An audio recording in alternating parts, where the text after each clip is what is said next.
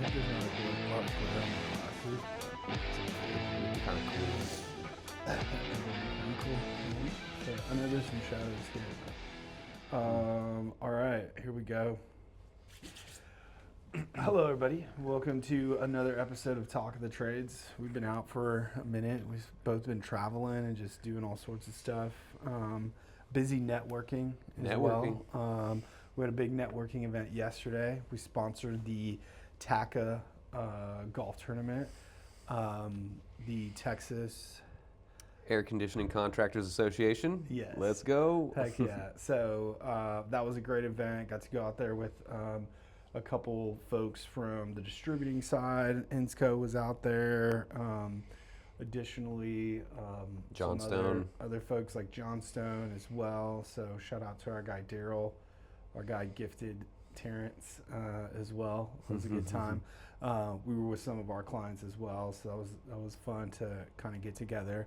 And then we met some other folks in the market as well. So it was a good time. But I think the main thing here is just what's the importance of networking in this space, not only from our lens, but from a contractor space, and how can that potentially impact their business. Yeah, I think it's so much fun. Like, I had a lot of fun out there yesterday, and you and I play a bit of golf, and we've talked about this on the podcast before when we hired Dennis, and hey, we're not going to play golf every Friday, but at the same time, we got a lot of work done talking about the business. But I think if you're an owner, great opportunity. You're in the driver's seat, especially at a golf thing, and you've got a new sponsor at every hole. If you've got employees going out there and they like to drink, that gives me a little pause. But just getting to talk shop, the first 5 minutes of a conversation is posturing. After that, you kind of can get underneath and understand like what really is motivating somebody. And so, we had, I think, some pretty vulnerable conversations with some contractors about the market, about marketing, about my golf swing. It was a fun day overall. Dude, your driver's coming along, so working on it. Nice. Working on it. I had a dream about my irons last night. Okay. You know me, I'm huge on networking. I think just networking and having that face-to-face time is the number one trust builder you can have, I think, with clients, but also like other industry partners.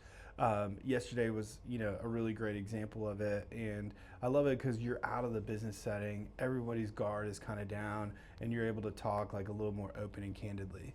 The other thing that I just love is like the experience share aspect and understanding, and like, we don't own, trade companies ourselves, but hearing these guys talk about the market and like that, I won't say his name, but he talked about how plumbers are divas, and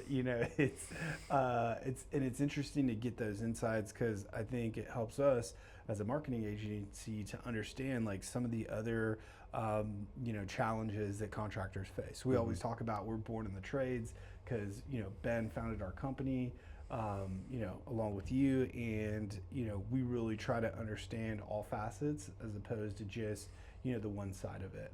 So as much as we can understand the operation side, I think it makes us more successful too.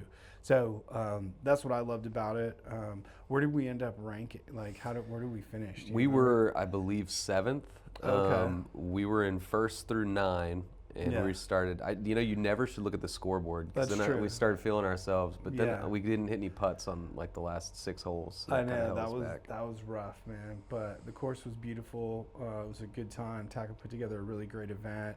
It was awesome because, I've, honestly, I'll be fully transparent, like I didn't really know about ACCA or TACCA before, and, I think for us, being able to get involved in like an organization like that is not only going to help us from a thought leadership standpoint, but also like new business, right?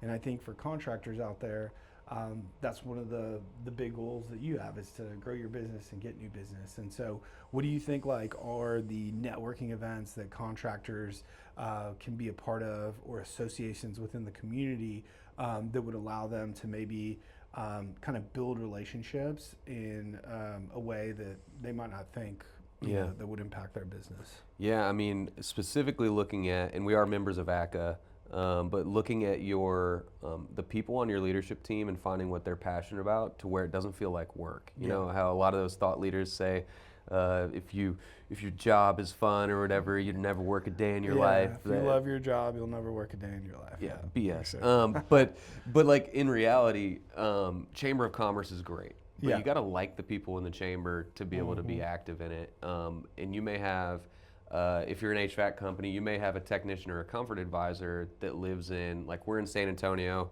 the Hill Country, Spring Branch, Bulverde is about 20 miles north of here. Really good homes in that area. Find a guy that wants to get visibility in that community. Keep that comfort advisor running calls out there, but also make that comfort advisor the chair or that member of the Chamber of Commerce, because they're naturally going to be there. Yeah. Your general manager or your owner may not want to go to a chamber and have to do small talk for an hour. Yeah. I think that's good. I think also pickleball groups now are really popular, so finding things that you're really excited about.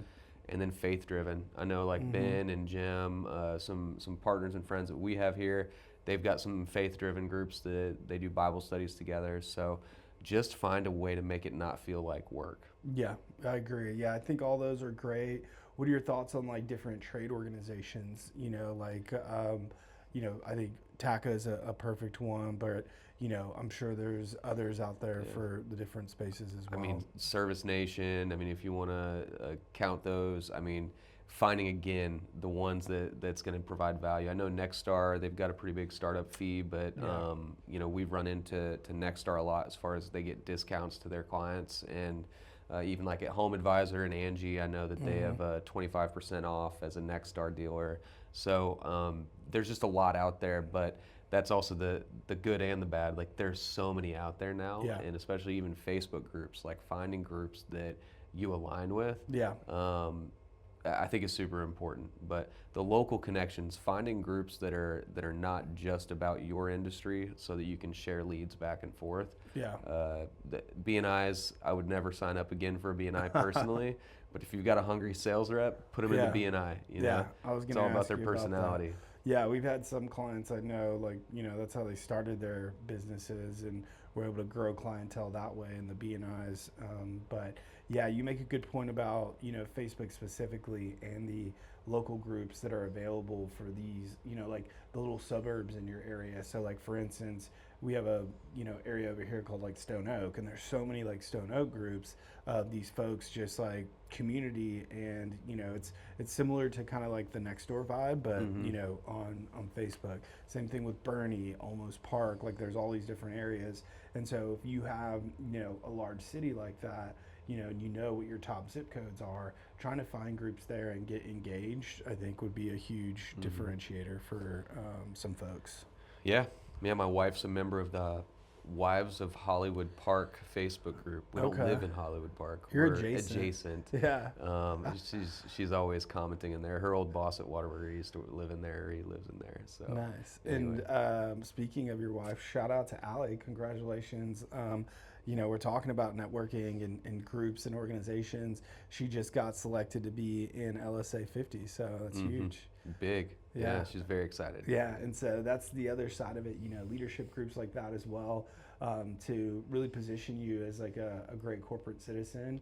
And Allie's going to be a great representative of her company, but things like that as well, I think are super valuable too. Yeah, and I would be failing if I didn't say like Entrepreneurs Organization. It's an international group. I've been in it since 2017, and I think what's great there is you're not supposed to sell to people. So it's really just about building authentic entrepreneurial connections. Yeah. And then you can sell by being friends with the people in your group. And I think it's great visibility. But what I also love about EO is it's for the entrepreneur to work on the business, not in the business. And so I've gotten, of course, you involved in like another forum as well. And so we find, ways to get in and active, but highly recommend EO. Yeah, we've been coming at this from an angle of like, new business and that sort of stuff. But the other valuable side is, the fellowship and the, experience share that you can have in those types of groups. Like, I love my, forum that we have. Shout out to the elite execs. And, we meet every couple months, and it's just nice to be able to talk to like-minded people who are going through some of the same things, that you are. So that's been huge and love it. I texted one of the guys in the group the other day just to see how he was doing, and he appreciated me checking in. And, it's cool because you always wonder if you're doing things right, or like if our best practices are like good. And we shared a few months ago on kind of how we handle some of our billing, and they've adopted that, and it seems like it's working well for them. So that's been cool to hear as well. So validation, as well, just because I think they always say like, what, you're either ripping off like the Rolling Stones or the Beatles. And so I think some people are like, oh, like I don't want to like copy this person or whatever, but I just feel like if there's a playbook out there that works, like might as well adopt it. So, or you're ripping off AI 50 Cent apparently. Dude, yeah, we need to start our future episodes with that for sure. So cool. So yeah, that's networking obviously is important, and finding like groups that you can be intentional in can really have a positive impact on your business overall. So cool. The next thing that's been a hot topic is the latest fraud and scams advisory from Google. So they put out an article about some of the big scams that are going on right now. And so right now, online job scams are heating up as well. Negative review extortion schemes, which I know you got a good little nugget to share there. The AI product impersonation scams, who would have thunk it? Like, hey, here we are. Malicious VPN apps and extensions, fraud recovery scams. I think I got a phishing email the other day. They were like, hey, your invoice is due. And I was like, spam. And then seasonal holiday scams, right? Like those are always huge around this time of year because we're getting close to Thanksgiving and Christmas. So, but specifically, I think one that's like, very close to contractors out there is kind of the negative review extortion schemes. So give us the download on the story. We get to see it like in a very, very short window here. And Google had 3 policy updates or 3 updates in 1 week about this fraud. So it's happening more and more. This happened even 3 years ago down in Corpus Christi. Somebody was doing this to all the AC repair companies, and they were just flooding it with 1-star reviews using professional athletes' names. And then had like a taxonomy of the numbers, leaving a 1-star review, and then they'd message the business, hey, if you've gotten a lot of 1-star reviews lately, I'm really good at getting them removed. One of my friends owns a roofing company here locally, American Elite Roofing, my old workout partner, and he called me the other day, and he said, hey bro, I've been getting all these 1-star reviews. I don't do Google. What's going on? And he has 155 stars. Okay. And I went and looked at it, and he got like 30 1-star reviews in a 2-hour window. Wow. And then the last one said, check my profile photo to get these removed. And so I gave him the advice that we give clients for this, and it's very specific and it works. It's respond. Tell the person, hey, I don't see you in our customer database. We'd love to help you out. Call us at this number, and we'll get this taken care of. Yeah. And that does 2 things. One, that projects to anybody that is viewing that 1-star review that might want to do service with you. They're able to see, oh, they're responsive, and this 1-star review might not actually be a real one. And 2, what it does is if you have a manual review from Google, whenever you flag them, showing that you responded in that manner helps validate that it is not valid. And so it does both of those things. So I told him, hey, gave them a script. They, pasted it on all of the reviews, flagged them and told them it was spam. And in 3 business days, they all got removed. And so I called him because, of course, he didn't call me to tell me that they got removed. I was just thinking about him. And I was going to my protein shake place. And so he said it was 3 business days. But of course, him being him and being a roofer, what do you know? Yeah. He messaged the dude on WhatsApp, and he sent him a bunch of Bible verses about God destroying his enemies and all these, like, basically just coming at the guy. So they ended up talking on WhatsApp and went back and forth. And the guy said, well, just give me 150 and I'll remove them. And he said, no, I'm not giving you anything. Well, give me 50. No, I'm not giving you anything. And then the Wow. guy started giving him sob stories about how he was ripped off. And Wow. all that said, my buddy knows don't pay a scammer because Yeah. it's not going to help. But Yeah. yeah, it was That's wild. So there's these companies out there or guys that are just, they'll spam you with a bunch of 1-star reviews, and then they'll be like, hey, like I can take these down for you because they wrote them, and they just go in and delete their own reviews. Holy smokes, that is that's fascinating. Yeah, So, and what you can typically see is the taxonomy of the name, like the users are going to be the same, right? Because they're trying to create a bunch of Gmail accounts in bulk. yeah. And so, like the one from a few years ago, it was like David.Robinson1001, and then it was like Tim.Duncan1002, and you could tell there's like a structure to it. Yeah. And then if you click on their bios, you could see what other review sites they've left reviews on. And typically it's 3 or less reviews that they've left on other businesses. Gotcha. But definitely insane. But I think, you know, as entrepreneurs, we want to move fast. I'm kind of counter that as, unfortunately, you know, I like to move slow. Yeah. But there's a methodical approach to something like this. And if you act too fast on something like this, you can really hurt your business. And so it's just stay simple and stay consistent. Yeah. Yeah.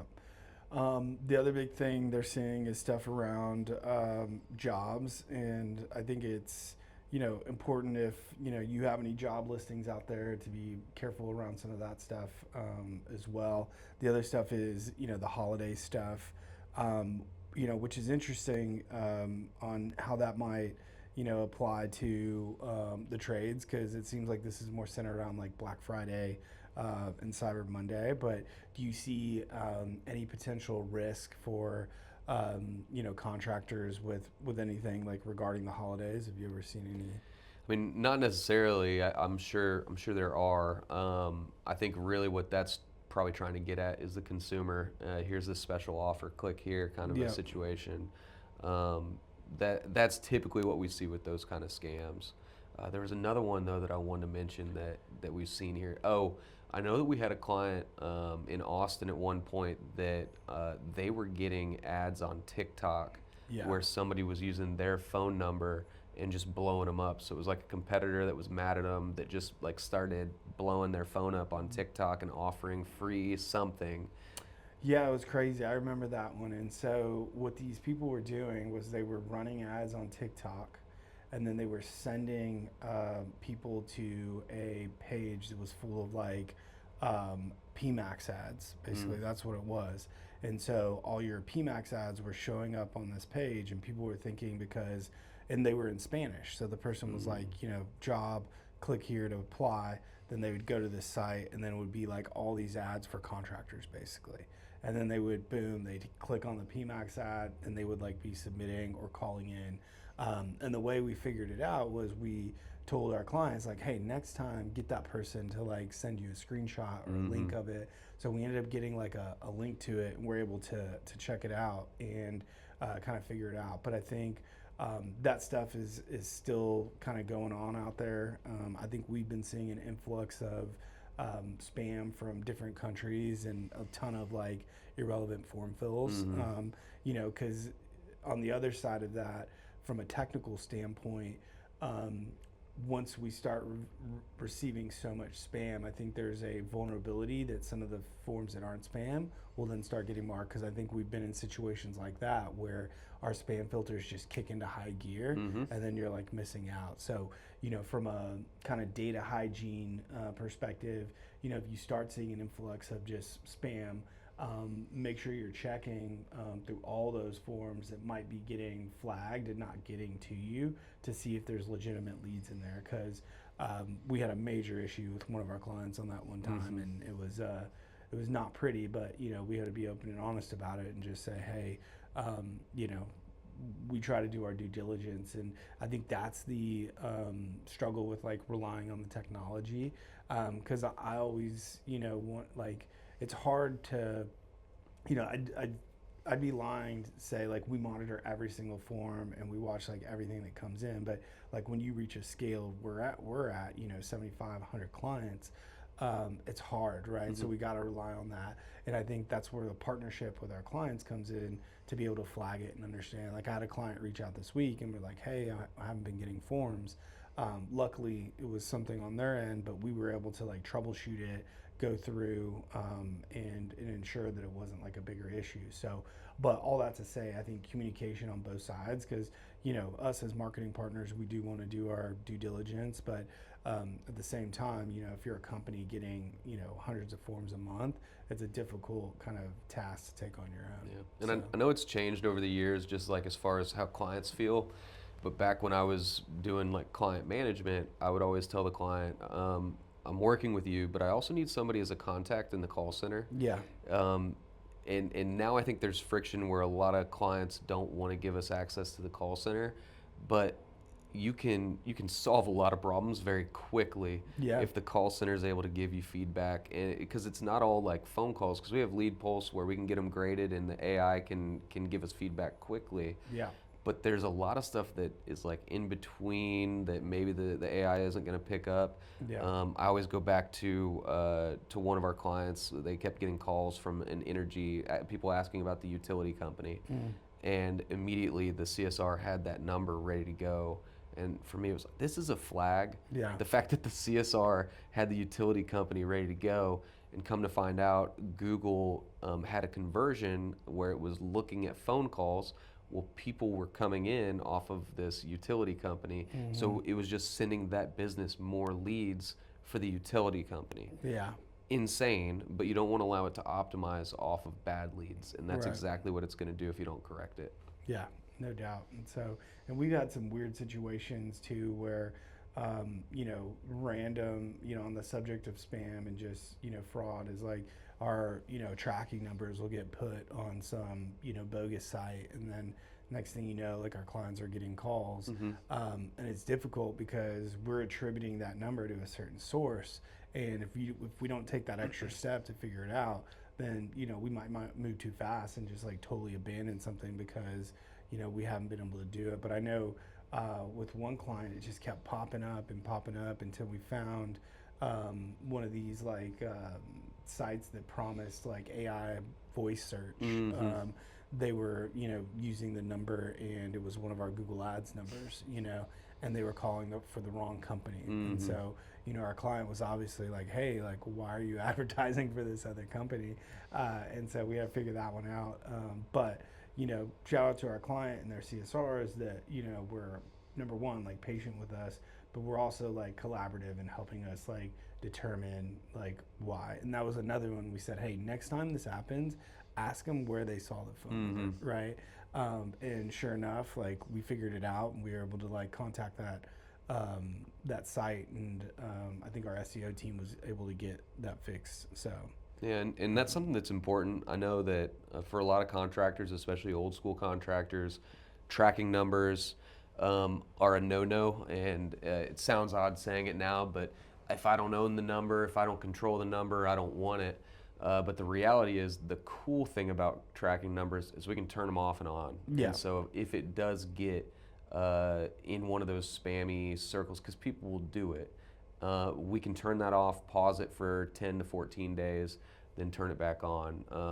And so anyway, there is a lot more of dynamic movement there, and people are not memorizing phone numbers anymore. Yeah. Unless you got a great one.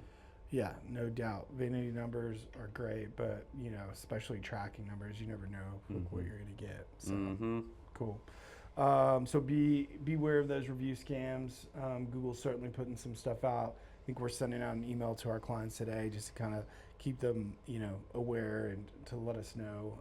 But we have a great pulse on our reviews, and we have things set up like automations, and so just know there's opportunity for you guys to be able to have automated notifications on things like that, so you're not having to do everything so much from a manual perspective. But cool.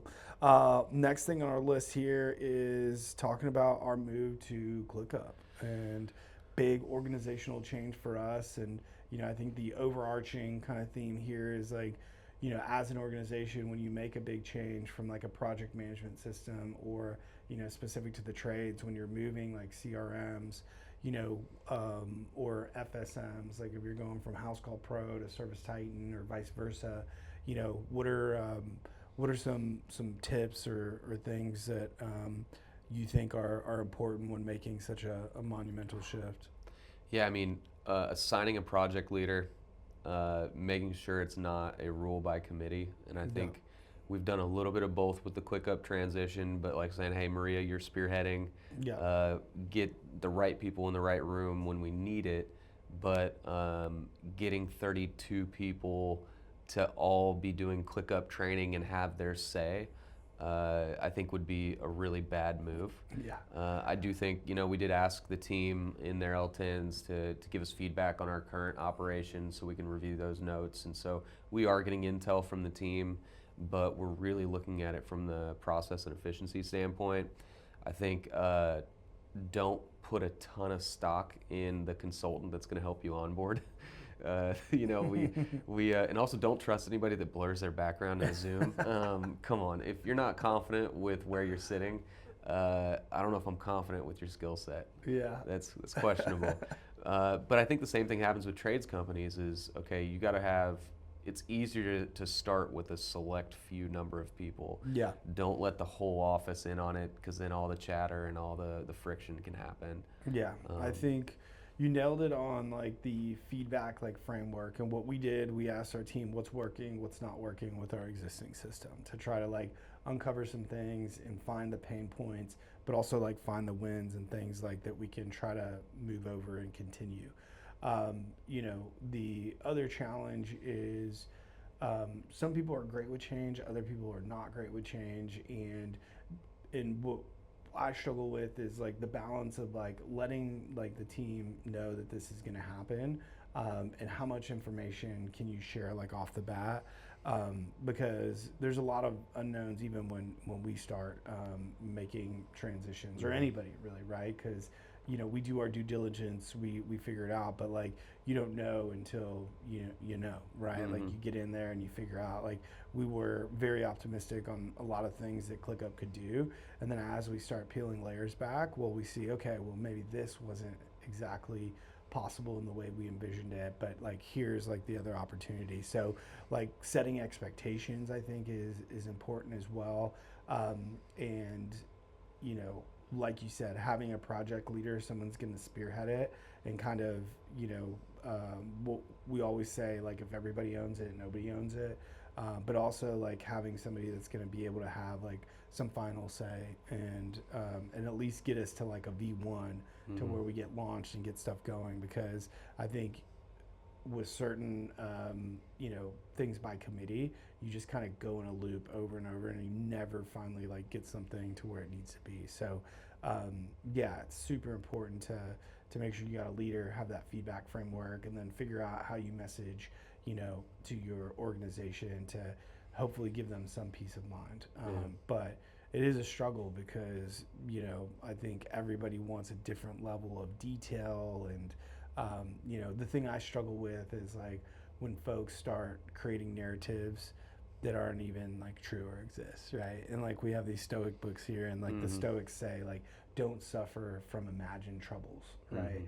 And that's my challenge, because I'm the ultimate optimist, but other folks, I get it, it's the unknown, and you just think oh my god, it's gonna be worse.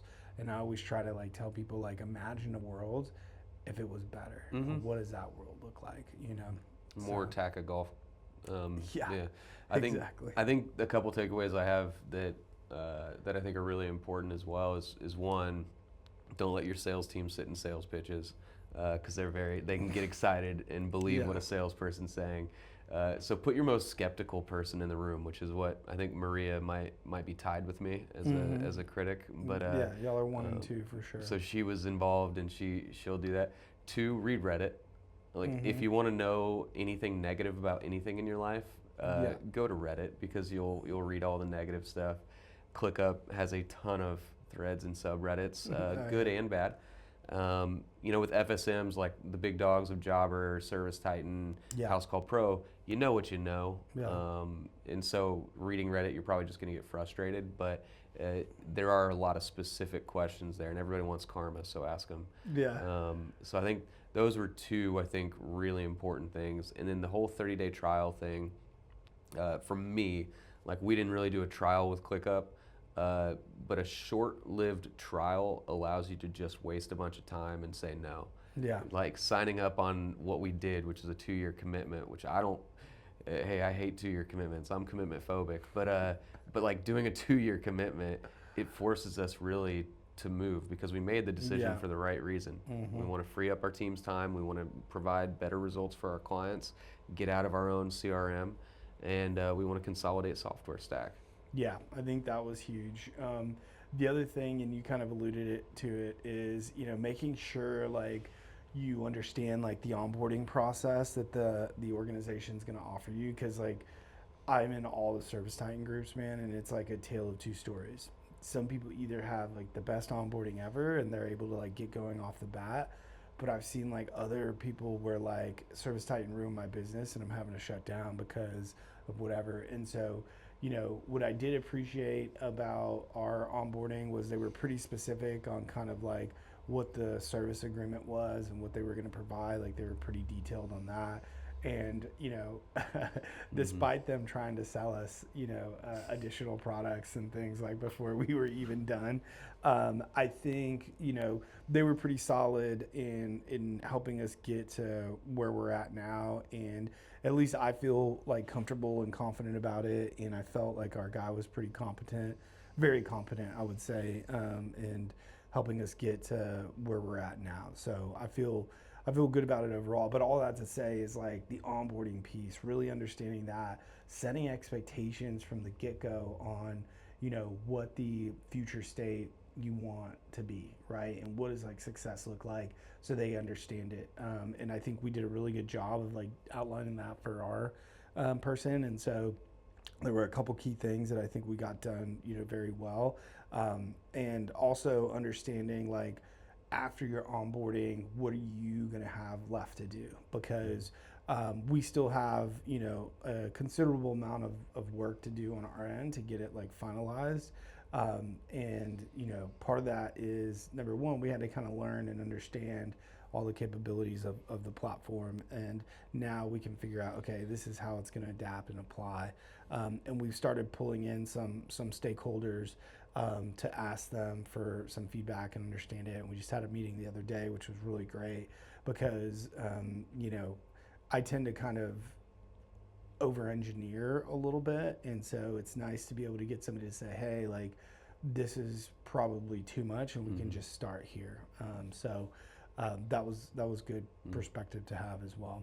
So, but yeah, so if you're making those big changes, going from, a House Call Pro to a Service Titan, or vice versa, or any other platform, really understanding that, making sure you assign a project leader, you have a great like framework for feedback from your organization to understand like how do you make the rollout the best it can be, making sure you're sharing like updates and just milestones with folks, and knowing what your onboarding process is going to look like, I think is huge. So cool. The next topic we wanted to talk about, we are in November already, which is insane. And 2026, everyone's, should be planning, right now. I'm already getting hit with different ads from other agencies, with like planning playbooks.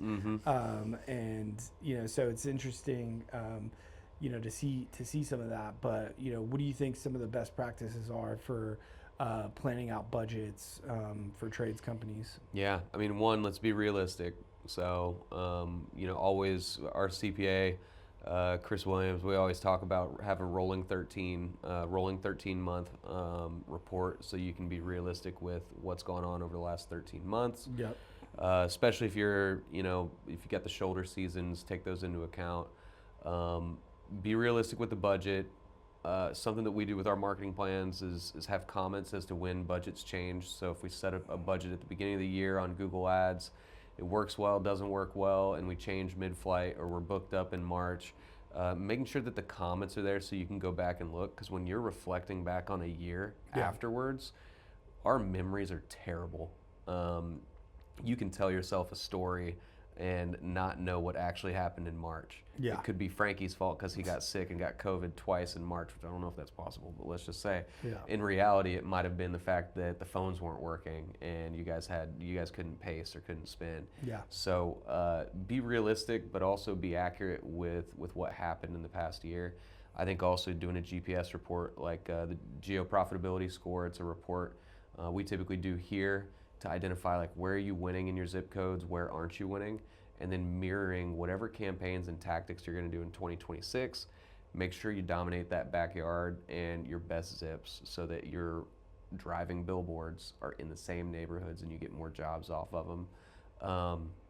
I think understanding the difference of the types of tactics, right? Like top of mind awareness, Yep. the middle, and then the bottom of the funnel. Yep. And being realistic with what your brand is in the market. Like Yeah.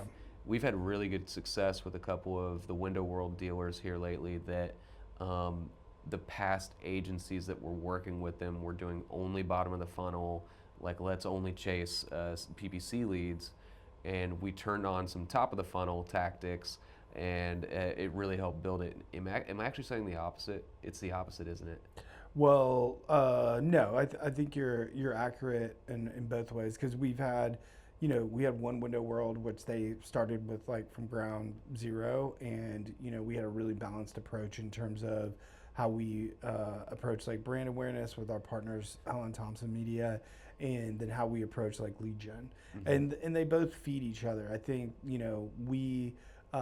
The folks who are managing the lead gen campaigns, they get the benefit of last click attribution, because being honest, it's like there's no really great measurement for TV or radio or outdoors. Like you can use QR codes, you can use vanity numbers, but the reality is what you're trying to do is get more reach and frequency with people in your top zip codes or whatever you want to dominate, so that you have top of mind awareness. Because at the end of the day, we are trying to go for more branded search and less non-branded search. We know PE is like dumping tons of money in search, and AC repair near me 10 years ago was a $5 cost per click. Now it's like $50 to $70, right? It is bananas. And so one thing I always like to ask our clients or people who question, like, why do I need to do brand awareness? And, I will ask them, like, if you needed a, whole home water filtration system for your house today, give me the top 3 people you would call right now to get quotes, right? And I always ask like outside their niche, because they could probably mention like their competitors. If I were to ask, an AC guy, like give me 3 AC companies. So, because if I asked you like, hey, if you were gonna go run a marathon tomorrow and you needed running shoes, give me 3 brands. You'd be like Nike, New Balance, Adidas, right? Like, why? Because these companies have spent years building brand awareness. And not only that, but having a clear message on what their brand stands for, right? Like Nike attracts a certain persona. Adidas attracts a certain persona. I saw like a video or read an article the other day about how Nike is all about individual, right? It's just all about the individual athlete. But then Adidas, they're all about like the team and like together. And New Balance, who knows? They're just they're like the old dad shoe. But from a fashion perspective, there's some nice New Balance out there. So all that to say, like, when you are looking at planning for 2026, what is the balance of like top of mind awareness that you're going to start creating, and then the lead generation side? There's no getting around like the fact that lead generation tactics are what's going to drive the most revenue like right away potentially. But from a long game perspective, and I think the most successful brands that we've worked with, they're balancing that top of mind or top of funnel advertising, which is, from a digital perspective, is like online video, right? So it's YouTube, any form of stuff on social media from a video perspective. From a traditional media standpoint, it's billboards, it's radio, it's TV. OTV, CTV is in that digital bucket as well. So like, what tactics are you going to use? Because, you can still build top of mind awareness with all digital, tactics, especially with the age of cord cutters. And one thing we were going to chat about too briefly was just that now you can insert into YouTube TV through Google Ads. At least we can through our Premier partnership. But I'm sure that's going to be coming even soon. You can buy direct to Hulu and Paramount Plus and all these different, areas. So when you're looking at 2026 and planning, obviously, number one, like you said, be realistic about what your budget is going to be and have an annual plan so you're not being reactive and you can be very proactive in what that's going to look like. The other thing is really understanding like the geography you want to target. We always talk about like you don't want to be everything to everybody because realistically most brands don't have that budget. Some brands, if you're a Parker and Sons or whatever, and like I can only imagine what their budget looks like, they're probably able to like spread that more. So that would be another major recommendation is understanding that. And the other thing I would say is really honing in on your attribution. You got to get good data in so you can get good data out. And with the opportunity with the CRMs, like House Call Pro has come so far, Service Titan's got it nailed down pretty well. But on that note, from an operational standpoint, you got to have buy-in from your organization that attribution is going to be super important for you so you can understand, okay, what platforms are working for me best so I can amp up there, what platforms aren't working and that we need to like cut. And so, one thing that Ben has preached to us this year is like, he wants more predictability. Like he wants to understand. And once you get enough data, it's pretty clear. And we know like prices are only going up in terms of cost per clicks and CPAs depending on how you're defining like your conversion events. So I think those are the big things that I would say, like just, start there. And we've made a lot of investments on our side, like as we've grown as a company and, we were very digital focused, and over the past couple of years, we've been doing more outdoor, more radio, and we just hired a traditional media buyer to kind of fill that role. So super excited for that, but it's important to have balance and then also like patience, right? Because the traditional side or top of funnel stuff is going to be expensive and you're not going to see like a one-to-one return immediately. But the goal again is to make sure you're like getting top of mind awareness. So when their AC does break, they're not Googling AC repair near me. They're looking for Aaron's AC repair, right? So I think those are some key things to consider when you're looking at 2026. Yeah, I've got one word of caution and then two quick stories, and if it breaks up the flow of the podcast, just kill it.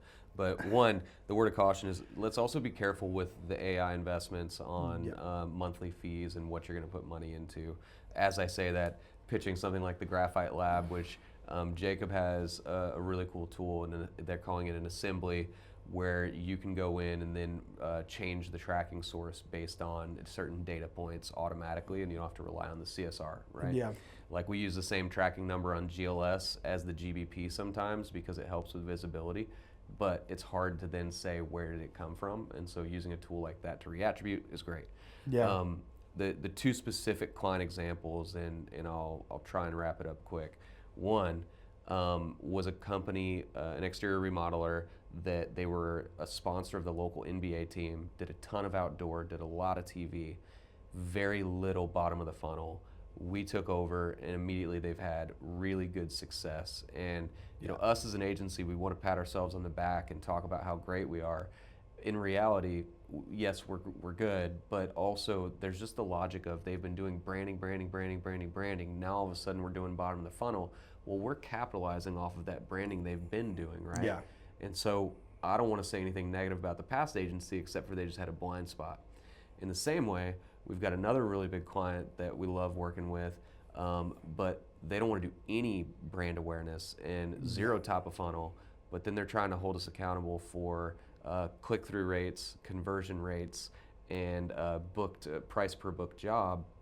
And it does hamstring the agency quite a bit if we're going to throw a ton of money at Google outside of GLS or on Meta and we have no brand awareness, it is like climbing an uphill battle. And so you can't lock into just one of those tactics, but you've got to have a healthy balance, and just understanding where you are in your business, what your closing rates are, and then staying consistent is really what we want to preach to our clients. Yeah, and I would say, to that point, like without brand awareness, your company will never get out of the dogfight of non-branded search. Like it's impossible, right? If nobody knows what your company name is, how do they know to ever search for you? So one other kind of pro tip I want to throw in there, because earlier I mentioned, traditional media is very hard to measure, right? So some of the things that we like to look at to try to get an idea of the impact and if we're kind of going in the right direction is, number one, we typically do try to get a vanity number regardless, right? If we can get something that has high recall, because if somebody sees it over and over and over again and it's easily recallable, they'll remember it, right? So think about repeaters, think about using your brand name, particularly in the in the phone number. Like we have a really great one for our client, Raptor Rooter and Plumbing in Spokane Valley, Washington. We got 509-600 Dino, right? And people actually call this number. It's cool. And we actually have a billboard out there. All it says is RAR on it. And I was listening to calls the other day, and somebody came in or called in just to say RAR. And the CSR was like, is that it? And they're like, yeah, that's it. I think it was some kid, honestly. But nonetheless, like it shows like, okay, those numbers can work. So vanity numbers are often something to at least explore. The other thing I would say is you can, from a search perspective, paid search perspective, you can see like, am I getting an increase in branded search, right? Am I seeing more clicks, per month over time because like people are just searching the brand, right? From an organic perspective, using Google Search Console, we can see a lot of that as well, And so I think those three things will help you get, closer to that. Obviously, having your CSRs in the call center, asking for secondary sources, because most of the time, you're going to see it come in. If you have call tracking set up, it's going to be your Google business profile, maybe your Google ads that they're calling you from, right? And it's always nice to just say, hey, how'd you hear about us? Most of the time it's going to be Google if they just Googled you, whether it was a PPC ad or it was your GBP. But what we see sometimes is people like, oh, I saw your spot on TV this morning, right? Or I heard your radio spot on my way into work. And with Right Home Services here in San Antonio, we've been doing a lot of TV, a lot of radio. We have some outdoor, and I've listened to calls where people call in and they say, hey, I saw your tune-up special and I wanted to like learn more about it, or hey, I heard your spot on the radio. So I think if you look at those ways, it'll help you get a little bit clearer picture on like, is it working and are you getting lift overall? So. Yeah, and I think like as much as we as an agency that started as an SEO company want to talk about attribution and tracking, if you just think logically about what's happening right now, Google's AI overview, Siri now, I think they said they're moving to use Gemini as their AI instead of ChatGPT. Regardless of who they use, if you're chatting with a AI tool and they're pulling the phone number off of somewhere that they scraped it, what the heck does that attribution look like? Yeah. And so if you're getting an answer through an AI overview and they never even go to your website, so the JavaScript can't swap and give them the right number, it's going to get a little murky with attribution. And so we have to look at the big picture, and I think it is going to get worse before it gets better. Yeah, I agree. I think we're just seeing the impacts of AI and AI overviews, and it's going to create chaos. But I think that's why, again, like it all starts with the call center and getting insights from them and getting them to ask where they're seeing some of that stuff will be huge. So cool. Well, what else, man? What else we got? What'd you dress up as for Halloween? I dressed up as myself. Cute. But I was kind of I had like skater vibes, so I was like I would say like I wore my Vans and a beanie, and then like I had my shirt buttoned at the top button, so it was kind of like a California skater boy. Oh So man. I got, Did they say "see you later, boy"? no, they I saw didn't. Avril a couple weeks ago. So I saw you had at least one Yeah. or two costumes. Yeah, we did the Vikings from the How to Train a Dragon. Okay. So Allie and I dressed up as that. We thought Sid was going to be the dragon. She apparently wanted to be Glinda. She's never Oh. watched the movie, but she Okay. was a beautiful Glinda. I think you're Okay. supposed to say Yeah, Glinda. Galinda, that From was Wicked. Ariana Grande. Nice. And then Allie bought me last year the Ricky Bobby outfit, Nice. and I didn't wear it. You Needless wore- to say, it was from Amazon, so I wore that Halloween night for trick or treating. I could not wear the pants. Okay. Little tight. Could not wear the pants. Yeah, that was rough, but it was fun going Too around many with leg Glinda. days this past year, dude. Yeah, that was what was going on. It was not great. Nice. Yeah. Well, that's cool. So, what are you most looking forward to this holiday season? We got Oh. Thanksgiving, Christmas. Our golf trip in December. Yes, Yeah. yes. We're doing Boston. My whole family and my in-laws are going up to visit my cousin, and we're doing it in Boston. So Cool. gonna have snow. Nice. You? I think we'll be hosting most of the family this year, so it'll be good. But yeah, really looking forward to our golf trip. That's going to be epic. I've been working out, trying to get ready for 5 days of golf in a row. But hey, first world problems, right? Absolutely. So, Absolutely. well, thank you guys again for tuning in to Talk of the Trades. That is not our TACCA trophy. Nope. It's our 7th place trophy. So almost a whole year of Talk of the Trades. Yeah. I know we've been doing it for a minute, but like, man, what a crazy year it's been, and looking forward to finishing it out strong. Same. Yeah. We're gonna get our signage in here soon. Yeah, for sure. All right. Well, thank you guys. Have a good one. Bye. Later. Awesome. Were we recording?